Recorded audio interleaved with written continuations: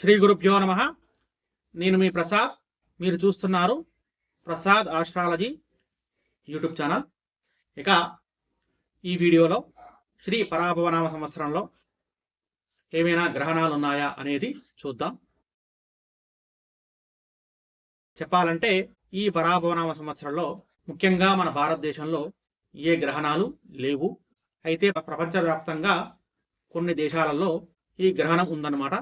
అది 12 ఆగస్టు రోజు సంపూర్ణ సూర్యగ్రహణం ఉంది. ఆ రోజు మనకు లేదు. అలాగే 28 ఆగస్టు రోజు పాక్షిక చంద్రగ్రహణం కూడా ఉంది. అది కూడా మనకు అవపడదు.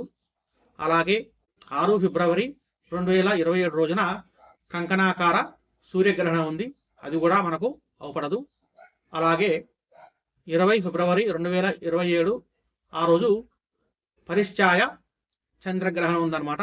అది కూడా మనకు అవపడదన్నమాట. ఇవన్నీ కూడా భారతదేశంలో లేవు. కాబట్టి మనం ఏ రకమైన నియమాలు పాటించాల్సిన అవసరం లేదు.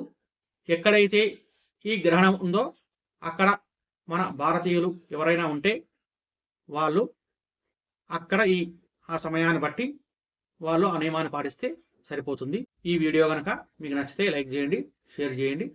అలాగే మన ఛానల్ని సబ్స్క్రైబ్ చేసుకోకపోతే సబ్స్క్రైబ్ చేసుకోండి. గోబ్రాహ్మణేభ్యః శుభమస్తు నిత్యం. లోకా సమస్తా సుఖినో భవంతు. స్వస్తి.